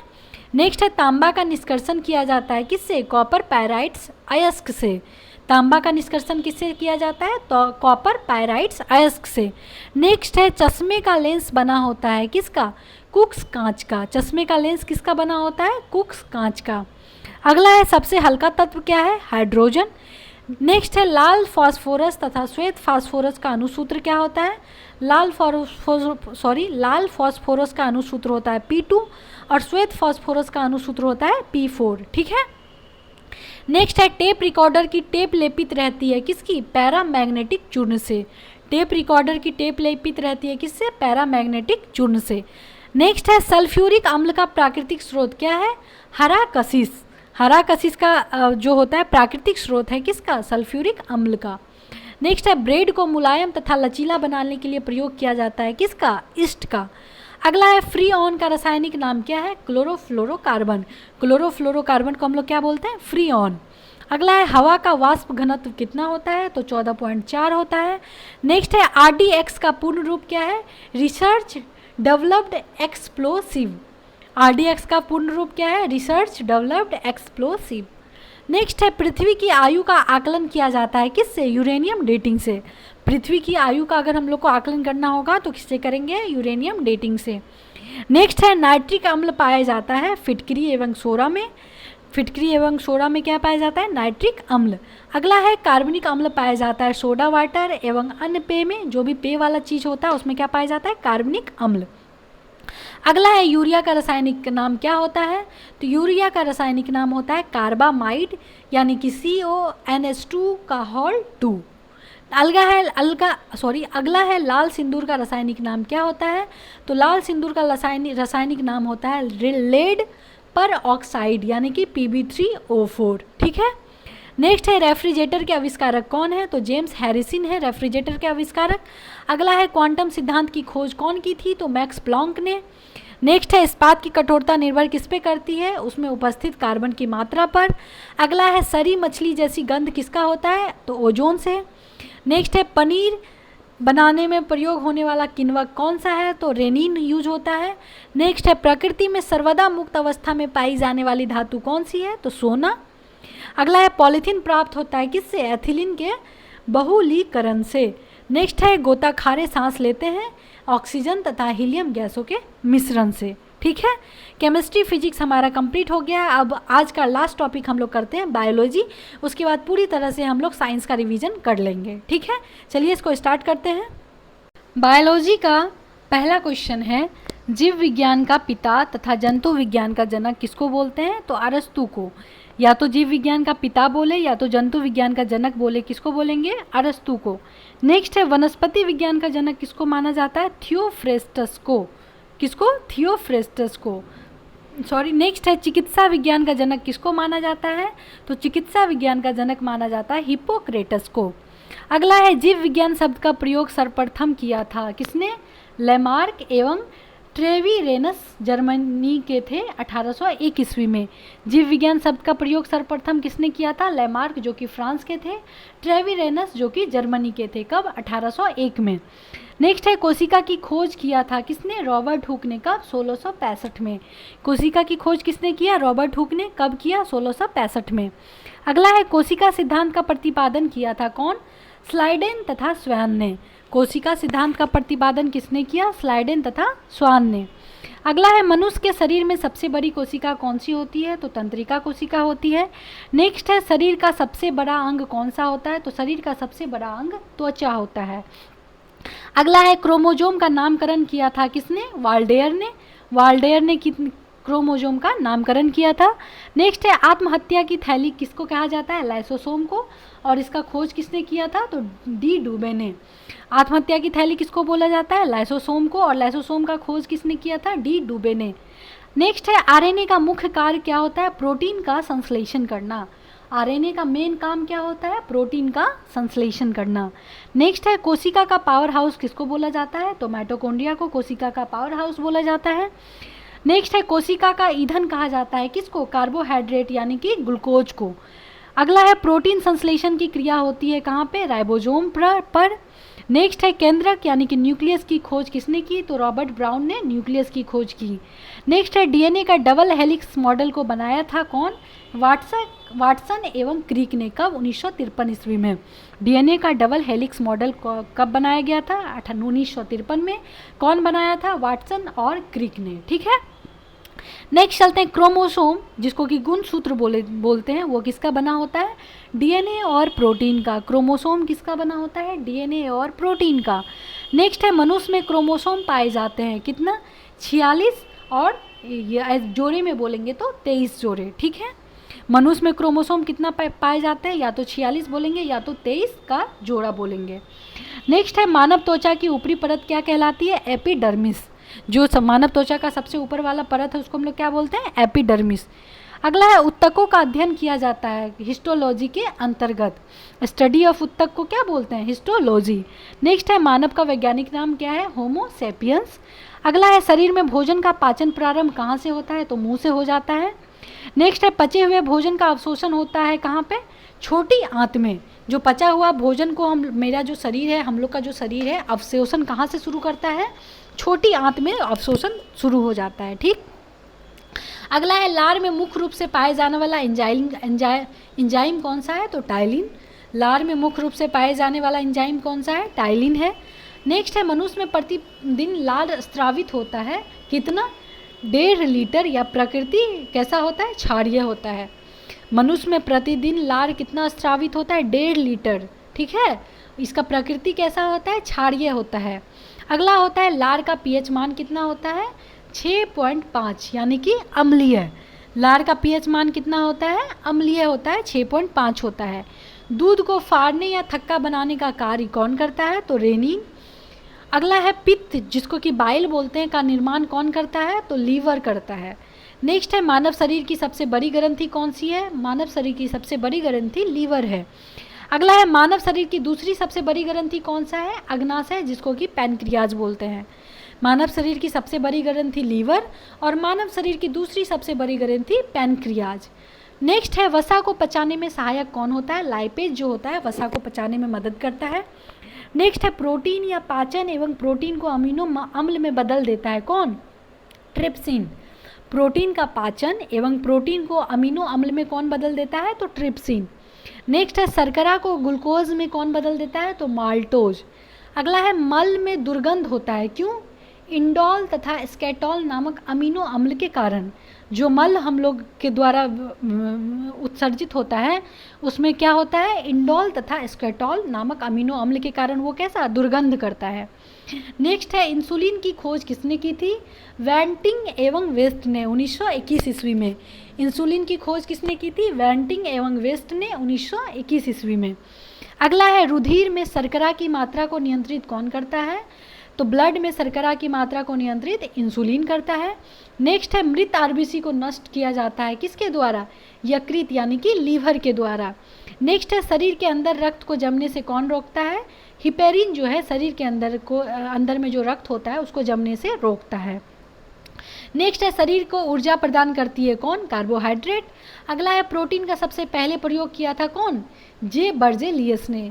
जे बर्जेलियस ने प्रोटीन का सबसे पहले प्रयोग किया था। नेक्स्ट है प्रोटीन किसका बना होता है? 20 अमीनो अम्ल से मिलकर, यानी कि 20 अमीनो अम्ल मिलकर एक प्रोटीन का निर्माण होता है। नेक्स्ट है बच्चों में क्वासियोकर तथा मारासमस की बीमारी होती है, किसके वजह से? प्रोटीन की कमी के कारण। जो बच्चों में कौन कौन सी बीमारी? क्वासियोकर तथा मारासमस की बीमारी किसके वजह से होती है? प्रोटीन की कमी के वजह से। नेक्स्ट है मनुष्य की शरीर की आवश्यकता होती है क्या? 20 प्रकार की प्रोटीन की। हम लोग के शरीर को कितने तरह की प्रोटीन चाहिए? 20 प्रकार की। नेक्स्ट है 1 ग्राम वसा से ऊर्जा उत्पन्न होती है कितना? 9.3 किलो कैलोरी। अगला है विटामिन की खोज किसने किया? तो फंक ने। कब किया? 1911 में। विटामिन की खोज किसने किया? तो फंक ने। और कब किया? तो 1911 में। ठीक है, आगे बढ़ते हैं। विटामिन ए तथा बी की खोज किसने किया? मैकुलन ने। विटामिन सी तथा डी की खोज किसने किया? तो विटामिन सी की खोज किसने किया? हॉलकट ने। और विटामिन डी की खोज किसने किया? हॉपकिंस ने। ठीक है, नेक्स्ट है जल में घुलनशील विटामिन कौन सा है? बी तथा सी जो होता है जल में घुलनशील विटामिन है। वसा में घुलनशील विटामिन कौन कौन सा है? ए, डी, ई, के। ठीक है, अगला है शरीर में जल का भार कितना होता है? 65 से 80%। नेक्स्ट है एक स्वस्थ मनुष्य को प्रतिदिन कितना पानी पीना चाहिए? तो 4 से 5 लीटर एक हेल्दी आदमी को पानी पीना चाहिए। ठीक है, अगला है हड्डियों को और दांतों को स्वस्थ रखने में सहायक अकार्बनिक पदार्थ कौन सा है? फ्लोरीन है। नेक्स्ट है अस्थियों एवं दांतों को निर्माण में सहायक कौन होता है? कैल्शियम तथा फास्फोरस। अगला है रक्त में हेमोग्लोबिन बनाने में सहायक होता है कौन? लोहा यानी कि आयरन। नेक्स्ट होता है लोहा की कमी से होने वाला रोग कौन सा है? एनीमिया। अगला है आयोडीन की कमी से होने वाला रोग कौन सा है? ग्वाटर, जिसको कि घोंघा रोग बोलते हैं। नेक्स्ट है विटामिन ए का रासायनिक नाम क्या होता है? रेटिनॉल। इसका स्रोत क्या है? विटामिन ए हम लोग किससे किससे ले सकते हैं? अंडा, गाजर एवं दूध से। विटामिन ए का रासायनिक नाम क्या है? रेटिनॉल है। ठीक है, विटामिन ए की कमी से कौन सा रोग होता है? तो रतौंधी होता है। बेरी नाम रोग होता है किसके वजह से? विटामिन बी की कमी से। विटामिन बी का रासायनिक नाम क्या है? तो थायमीन। विटामिन बी का रासायनिक नाम क्या है? थायमीन। और विटामिन बी हम लोग किससे किससे ले सकते हैं? खमीर, मांस एवं अंडा से। अगला है विटामिन सी का रासायनिक नाम क्या है? Ascorbic acid. और विटामिन सी हम लोग किससे प्राप्त कर सकते हैं? आंवला खा के, नींबू खा के एवं संतरा खा के। ठीक है, नेक्स्ट है विटामिन सी की कमी से होने वाला रोग कौन सा होता है? तो स्कर्वी रोग किसकी वजह से होता है? विटामिन सी की कमी से। अगला है विटामिन डी का रासायनिक नाम क्या है? कैल्सीफेरॉल। विटामिन डी का रासायनिक नाम क्या है? कैल्सीफेरॉल। इस विटामिन डी हम लोग सबसे ज़्यादा किससे प्राप्त करते हैं? सूर्य का प्रकाश से। ठीक है, अगला है रिकेट्स यानी कि सूखा रोग नामक बीमारी किसके वजह से होता है? तो विटामिन डी के कमी के कारण।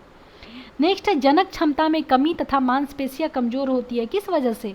अगर विटामिन ई का हमारे बॉडी में कमी हो जाता है तो क्या होता है? जनन क्षमता में कमी होता है और मांसपेशियां क्या हो जाती है? कमजोर हो जाती है। नेक्स्ट है विटामिन ई का रासायनिक नाम क्या है? तो विटामिन ई का रासायनिक नाम है टेकोफेरॉल। ठीक है, रक्त थक्का नहीं बनता है किस वजह से? विटामिन के कारण। जो नेप्टोक्विनिन होता है, विटामिन ए के जो होता है हमारे बॉडी में प्रेजेंट होता है, इसी वजह से रक्त का जो है थक्का नहीं बनता है। ठीक है, अगला है रक्त परिसंचरण तंत्र की खोज किसने किया था? विलियम हार्वे ने। कब किया था? 1928 ईस्वी में। नेक्स्ट है आरबीसी के निर्माण में सहायक तथा कोबाल्ट पाया जाता है विटामिन B12 जो कि साइनोकोबाल्मिन में। ठीक है, नेक्स्ट है मनुष्य के हृदय का समान संपदन तथा धड़कन गति क्या है? 72 बार प्रति मिनट। मनुष्य के हृदय का समान संपदन या धड़कन कितना है? 72 बार प्रति मिनट। स्वस्थ मनुष्य का श्वसन दर कितना होता है? 16 से 18 बार प्रति मिनट। ठीक है, मनुष्य एक दिन में श्वसन कितना करता है? 2200 बार, यानी कि 1600 केजी वायु का हम लोग श्वसन करते हैं। अगला है मानव शरीर में समान रक्त दाब कितना होता है? 120/80। ठीक है, अगला है रक्तचाप मापने वाला यंत्र क्या होता है? स्फिग्मोमैनोमीटर। स्फिग्मोमैनोमीटर से हम लोग क्या करते हैं? रक्तचाप मापते हैं।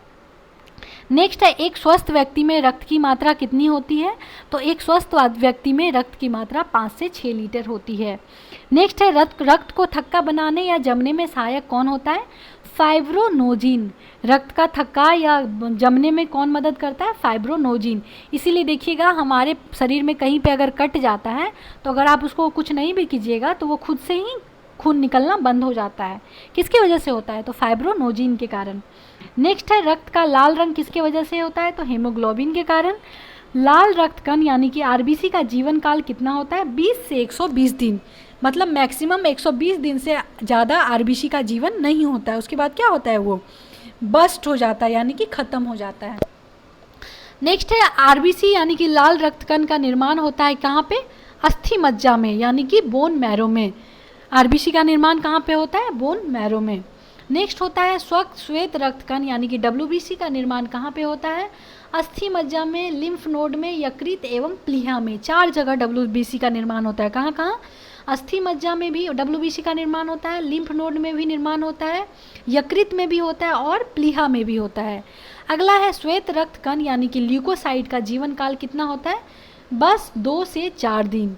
श्वेत रक्त कण या ल्यूकोसाइट का जीवन कितना दिन का होता है? बस 2 या 4 दिन का। नेक्स्ट है होता है डब्ल्यूबीसी का मुख्य कार्य क्या होता है? शरीर के रोगों के संक्रमण से बचाना, यानी कि कोई भी बीमारी हमारे अंदर नहीं हो, वो किसके वजह से? डब्ल्यूबीसी का मुख्य काम होता है। पहरेदारी का काम करता है कौन? डब्ल्यूबीसी। अगला है आरबीसी का मुख्य काम क्या होता है? शरीर की हर कोशिका में ऑक्सीजन को पहुंचाना। ये किसका काम होता है? आरबीसी का। अगला है डब्ल्यूबीसी का निर्माण एवं आरबीसी का विनाश होता है कहाँ? प्लीहा यानी कि स्प्लीन में।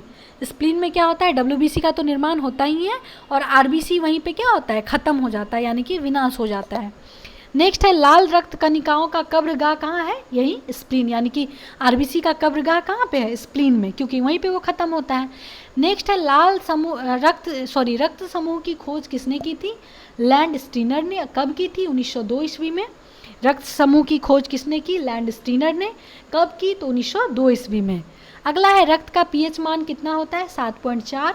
इसका प्रकृति कैसा होता है? क्षारीय होता है। नेक्स्ट है सर्वदाता रुधिर वर्ग यानी कि यूनिवर्सल डोनर किसको बोलते हैं? रक्त समूह ओ वाले को सर्वदाता रुधिर वर्ग यानी कि universal donor O blood group वाले जो व्यक्ति होते हैं वो किसी भी ग्रुप वाले ब्लड ग्रुप व्यक्ति को ब्लड दे सकते हैं, इसीलिए हम लोग इसको क्या बोलते हैं? Universal donor. ठीक है। सर्वग्राही रुधिर वर्ग यानी कि यूनिवर्सल रेसिपिएंट किसको कहा जाता है? रक्त समूह एबी को। एबी ब्लड ग्रुप वाला जो होता है वो क्या होता है? किसी भी ब्लड ग्रुप वाले व्यक्ति से ब्लड ले सकता है, लेकिन वो दे नहीं सकता है। देगा बस किसको? वो अपने ग्रुप वाले को ही। ठीक है। अगला है रक्त के शुद्धिकरण का कार्य करता है कौन? फेफड़ा। नेक्स्ट है मूत्र का रंग पीला क्यों होता है? तो यूरोक्रोम के कारण। मूत्र का रंग किसके वजह से होता है पीला? यूरोक्रोम के कारण। नेक्स्ट है थायराइड ग्रंथि या कि अवटु ग्रंथि पाया जाता है कहाँ पे? थायराइड ग्रंथि कहाँ पे पाया जाता है? गले में। नेक्स्ट है सभी मानसिक क्रियाएं जैसे चेतना, यादाश्त, विवेक, बुद्धि का नियंत्रण कौन करता है? तो प्रमस्तिष्क या जिसको बोलते हैं सेरिब्रम, मस्तिष्क के अगले वाले भाग में होता है। कौन कौन सा? चेतना, यादाश्त, विवेक, बुद्धि सबको नियंत्रित कौन करता है? सेरिब्रम, जो कि कहाँ होता है? मस्तिष्क के अगले भाग में होता है। नेक्स्ट है शरीर के समान ऐच्छिक क्रियाएं जैसे कि चलना, घूमना, बोलना का नियंत्रण कौन करता है? अनुमस्तिष्क। कौन? सेरिबेलम। ये कौन था? सेरिब्रम था। और ये कौन सा है? सेरिबेलम है। क्या क्या? जैसे कि हम लोग चल रहे हैं, घूम रहे हैं, आपसे अभी हम आपको क्लास करवा रहे हैं, बोल रहे हैं, तो ये किसके द्वारा कंट्रोल होता है? सेरिबेलम के द्वारा। ठीक है। नेक्स्ट है मनुष्य के शरीर में हड्डियों की कुल संख्या कितनी होती है? तो 206। मनुष्य के शरीर में कुल हड्डी की संख्या कितनी होती है? तो 206। नेक्स्ट है मनुष्य की खोपड़ी में कितनी हड्डियां पाई जाती है? तो टोटल 8 हड्डियां पाई जाती है। अगला है शरीर की सबसे लंबी अस्थि कौन सा है? तो शरीर की सबसे लंबी अस्थि कौन है? फीमर या उरु अस्थि। अगला है शरीर की सबसे छोटी हड्डी कौन सा है? तो स्टेप्स, कान के पास जो होता है वो कौन सा है? शरीर की सबसे छोटी हड्डी है। नेक्स्ट है शरीर में सबसे मजबूत हड्डी कौन सा होता है? तो जबड़ा का, है ना, जो दांत के ऊपर में होता है वो सबसे मजबूत हड्डी होता है। नेक्स्ट है मानव शरीर का सबसे छोटी ग्रंथि कौन सी होती है? पिट्यूटरी ग्रंथि, जिसको हम लोग मास्टर ग्रंथि भी बोलते हैं। नेक्स्ट है इंसुलिन का स्त्रावन होता है कहाँ पे? लैंगरहैंस की द्विपिका के बी कोशिका द्वारा। इंसुलिन का स्त्रावन कहाँ होता है? लैंगरहैंस के द्विपिका के बी कोशिका द्वारा। नेक्स्ट है टिबिया नाम की हड्डी पाई जाती है कहाँ पे? पैर में होती है टिबिया नाम की हड्डी। नेक्स्ट है शरीर के ताप को नियंत्रित कौन करता है? हाइपोथैलेमस। जो हम लोग को कभी ठंडा लगता है या फिर कभी गर्मी लगता है, जो भी हम लोग का शरीर का टेम्परेचर है वो किसके द्वारा कंट्रोल किया जाता है? हाइपोथैलेमस के द्वारा। ठीक है। अगला है लाल रक्त का निर्माण भ्रूण अवस्था में होता है। कहाँ पे? यकृत और प्लीहा में। जब हम लोग भ्रूण अवस्था में होते हैं तब लाल रक्त का निर्माण कहाँ पे होता है? यकृत और प्लीहा में। अगला है मस्तिष्क का वजन कितना होता है? 1350 से 1450 ग्राम तक। मस्तिष्क का वजन कितना होता है? 1350 से 1450 ग्राम तक। नेक्स्ट है ट्रेकोमा या एस्टिगमेटिज्म, जिसको अबिंदुकता तथा मोतियाबिंद से प्रभावित होने वाला अंग कौन सा होता है? आँख में होता है मोतियाबिंद, सबको पता है। नेक्स्ट है पीलिया या हेपेटाइटिस रोग से प्रभावित होने वाला अंग कौन सा होता है? हेपेटाइटिस जो होता है कहाँ पे होता है? यकृत में। यकृत किसको बोलते हैं? लीवर को, ठीक है। नेक्स्ट है विषाणु यानी कि वायरस के कारण उत्पन्न होने वाला रोग कौन कौन सा होता है? ट्रेकोमा, पोलियो, चेचक, खसरा, इन्फ्लुएंजा, ये सब किसके वजह से होता है? वायरस के कारण। अगला है पायरिया, मलेरिया, कालाजार तथा पेचिस की बीमारी किसके वजह से होता है? प्रोटोजोआ के कारण। पायरिया, मलेरिया, कालाजार तथा पेचिस की बीमारी किसकी वजह से होता है? तो प्रोटोजोआ के कारण। नेक्स्ट है टिटेनस, हैजा, टाइफाइड, निमोनिया, डिप्थीरिया, तपेदिक या क्षय रोग मतलब टीबी किसके द्वारा होता है? बैक्टीरिया के द्वारा। टेटेनस, हाइजा, टाइफाइड, निमोनिया, डिप्थीरिया, तपेदिक या टीबी रोग किसके द्वारा होता है? बैक्टीरिया के कारण होता है। नेक्स्ट है मेनिंजाइटिस रोग से प्रभावित होने वाला अंग कौन सा है? मस्तिष्क में जो होता है मेनिंजाइटिस रोग होता है, ठीक है। नेक्स्ट है टिटनस, कोढ़, रैबीज, मिर्गी, पोलियो से प्रभावित होने वाला अंग कौन सा होता है? तंत्रिका तंत्र होता है। कौन कौन सा? टिटनस अगर हो गया या किसी को कोढ़ का बीमारी हो गया, रैबीज जिसको कोई कुत्ता काटने की वजह से क्या होता है? रैबीज का बीमारी होता है, या तो मिर्गी हो गया या तो पोलियो का बीमारी हो गया, ये सब का कौन सा अंग में प्रभावित करता है? तंत्रिका तंत्र में। नेक्स्ट है लीची का खाने योग्य भाग क्या बोलते हैं? उसको एरिल। जिस भाग का जो लीची होता है जिसको हम लोग खाते हैं उसको हम लोग क्या बोलते हैं? एरिल बोलते हैं।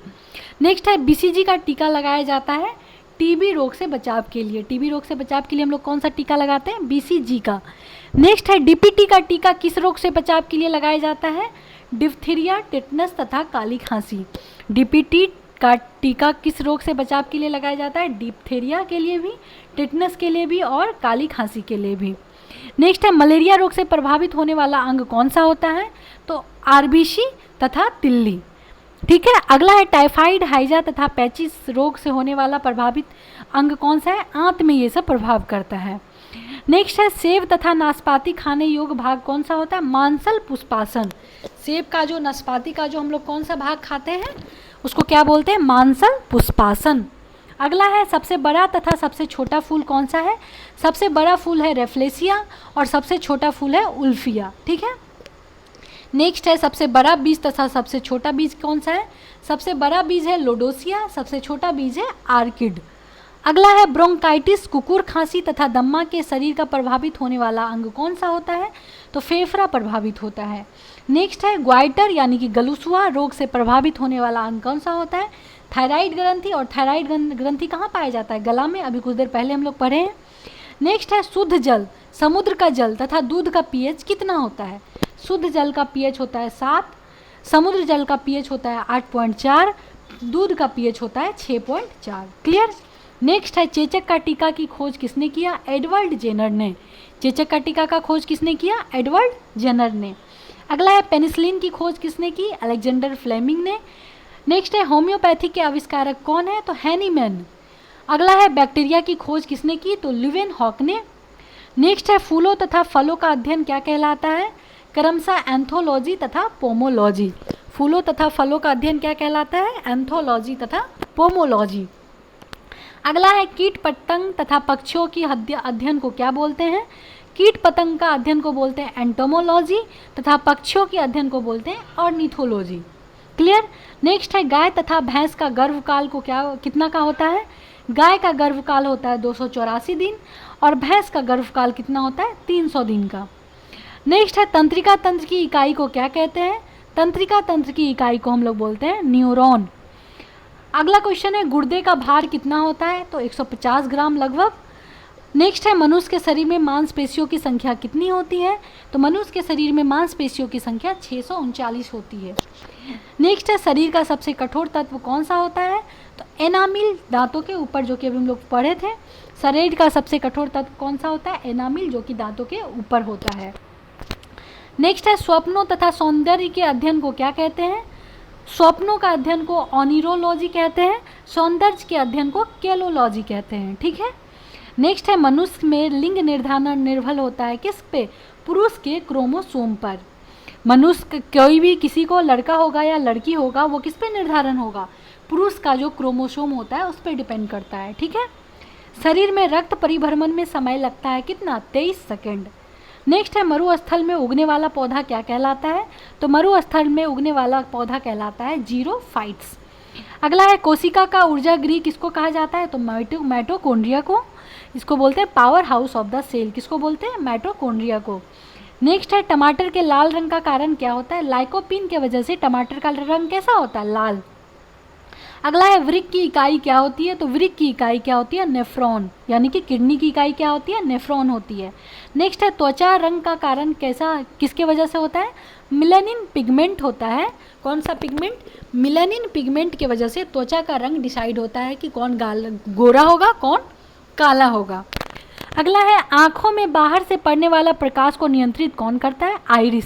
जो हम लोग प्रकाश को देख पाते हैं, कितना हम लोग को देखना चाहिए, जैसे ज़्यादा आपके आँख पे कोई लाइट कर देगा तो आपका आँख खुद ब खुद बंद हो जाता है। किसके वजह से? आइरिस की वजह से। अगला है प्रदूषित जल पीने से प्रायः क्या होता है? अगर हम लोग गंदा पानी पिएंगे तो हैजा हो जाएगा, पीलिया हो जाएगा या तो टाइफाइड हो जाएगा। ठीक है। नेक्स्ट है एड्स, जिसका फुल फॉर्म होता है एक्वायर्ड इम्यूनोडेफिशिएंसी सिंड्रोम का वायरस कौन सा होता है? HIV। क्या एड्स किस वायरस की वजह से होता है? तो HIV वायरस की वजह से। एड्स का फुल फॉर्म क्या होता है? Acquired immunodeficiency syndrome. HIV का फुल फॉर्म क्या होता है? Human immuno virus. ठीक है। नेक्स्ट है शरीर में कोलेस्ट्रॉल की अधिकता के कारण क्या होता है? हृदय घात यानी कि हार्ट अटैक। अगर शरीर में कोलेस्ट्रॉल ज़्यादा हो गया तो उसको हार्ट अटैक आने का चांस ज़्यादा रहता है। नेक्स्ट है स्पॉन्डिलाइटिस बीमारी। स्पॉन्डिलाइटिस बीमारी जो होती है शरीर का किस अंग को प्रभावित करती है? तो मेरुदंड को प्रभावित करती है। अगला है कीमोथेरेपी का उपयोग किया जाता है किस इलाज में? तो कैंसर के इलाज में हम लोग किसका? कीमोथेरेपी का यूज करते हैं। नेक्स्ट है डायबिटीज़ यानी कि मधुमेह का कारण क्या है? इंसुलिन का अगर कमी हो जाता है तब हम लोग को क्या हो जाता है? डायबिटीज़ हो जाता है। नेक्स्ट है एथलीट फुट नामक रोग किसकी वजह से होता है? टेनिया पेडिस नामक कवक जो कि फंगस जिसको बोलते हैं। एथलीट फुट किस वजह से होता है? टेनिया पेडिस नामक फंगस की वजह से। ठीक है। अगला है मलेरिया रोग किसके वजह से होता है? मादा एनोफ्लीज मच्छर को काटने से। मलेरिया रोग जो होता है किसकी वजह से होता है? मादा एनोफ्लीज यानी कि जो फीमेल होती है एनोफ्लीज मच्छर का, अगर वो काट लेगी तब हम लोग को मलेरिया हो जाता है। नेक्स्ट है सार्स, जिसका कि फुल फॉर्म होता है सीवियर एक्यूट रेस्पिरेटरी सिंड्रोम। ये क्या है? एक वायरस जनित बीमारी है। कैसा बीमारी है? वायरस जनित। नेक्स्ट है हाइड्रोफोबिया बीमारी होता है किसको? कुत्ता के काटने से। अगला है हीमोफीलिया जो है एक आनुवांशिक रोग है जिसका परिणाम क्या होता है? रक्त का नहीं जमना। हीमोफीलिया क्या होता है? एक आनुवांशिक रोग है जिसका परिणाम क्या होता है? उसमें क्या होता है? अगर आपका कहीं कट वट गया है तो रक्त जमेगा ही नहीं। नेक्स्ट है सेब तथा नाशपाती का खाने योग्य भाग कौन सा होता है? मांसल पुष्पासन तथा गुद्देदार पुष्पासन। अगला है नेचुरल सिलेक्शन यानी कि प्राकृतिक चुनाव का सिद्धांत किसने दिया था? तो चार्ल्स डार्विन ने चार्ल्स डार्विन ने क्या? नेचुरल सिलेक्शन का सिद्धांत दिया था। नेक्स्ट की ओर बढ़ते हैं। आनुवांशिकता का जन्मदाता किसको माना जाता है? तो ग्रेगरी मेंडल को। मेंडल को हम लोग क्या बोलते हैं? आनुवांशिकता का जन्मदाता। नेक्स्ट है मिट्टी के बिना पौधे की वृद्धि की प्रक्रिया क्या बोली जाती है? हाइड्रोपोनिक्स। हाइड्रोपोनिक्स के थ्रू हम लोग मिट्टी के बिना पौधे की वृद्धि हम लोग करवा सकते हैं। नेक्स्ट है सत्य फल यानी कि ट्रू फ्रूट तथा असत्य फल यानी कि फॉल्स फ्रूट उत्पन्न होता है किससे? जो ट्रू फ्रूट होता है वो अंडाशय से उत्पन्न होता है और जो फॉल्स फ्रूट उत्पन्न होता है वो बीजांड से उत्पन्न होता है। नेक्स्ट है RH एक एंटीजन है जो पाया जाता है कहाँ पे? RBC में। RH फैक्टर होता है जो कहाँ पाया जाता है? RBC में। नेक्स्ट है नाइट्रोजन स्थिरीकरण के लिए जिम्मेदार बैक्टीरिया पाया जाता है सिम्बी पौधों के जड़ में। जो नाइट्रोजन स्थिरीकरण के जिम्मेदार बैक्टीरिया कहाँ पाया जाता है? सिम्बी पौधों के जड़ में। ठीक है। अगला है यकृत में संचित तथा मछली के लीवर तेल में पाया जाने वाला विटामिन कौन सा है? तो विटामिन ए। यकृत में संचित या मछली के लीवर तेल में पाया जाने वाला विटामिन कौन सा है? तो विटामिन ए पाया जाता है। अगला है मनुष्य के मस्तिष्क का सबसे बड़ा भाग कौन सा होता है? सेरेबरम। प्रमस्तिष्क। नेक्स्ट है तत्काल ऊर्जा के लिए एक खिलाड़ी को दिया जाता है क्या? कार्बोहाइड्रेट। अगर आप तुरंत ले लेंगे तो उससे तुरंत में एनर्जी आ जाएगी। नेक्स्ट है प्रकाश संश्लेषण क्रिया में ऑक्सीजन गैस बाहर निकालती है, किससे? जल से। अगला है प्रकाश संश्लेषण के दौरान जो है प्रकाश ऊर्जा रूपांतरित होती है रासायनिक ऊर्जा में। नेक्स्ट है एड्स की बीमारी की जांच के लिए क्या किया जाता है? एलिसा का टेस्ट करवाया जाता है। इससे पता चलता है कि एड्स का बीमारी आपको है कि नहीं है। अगला है नेत्रदान में प्रदाता की आंख से निकला जाता है क्या? कॉर्निया। नेत्रदान में हम लोग क्या निकालते हैं? कॉर्निया निकाल के दूसरे के आंख में सेट कर देते हैं। नेक्स्ट है दूध में नहीं पाए जाने वाला विटामिन कौन सा है? तो विटामिन सी जो है दूध में एकदम नहीं पाया जाता है। अगला है पक्का आम में क्या पाया जाता है? तो पक्का आम में विटामिन ए पाया जाता है। नेक्स्ट है सवालों का अध्ययन क्या कहते हैं? फाइकोलॉजी। सवालों के अध्ययन को क्या बोलते हैं? फाइकोलॉजी। अगला है प्रकाश संश्लेषण की दर सबसे अधिक तथा सबसे कम कहाँ होती है?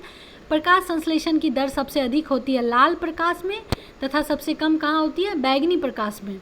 नेक्स्ट है राइजोबियम जीवाणु पाए जाते हैं किसमें? दलहन की जड़ में। राइजोबियम जीवाणु जो है किसमें पाए जाते हैं?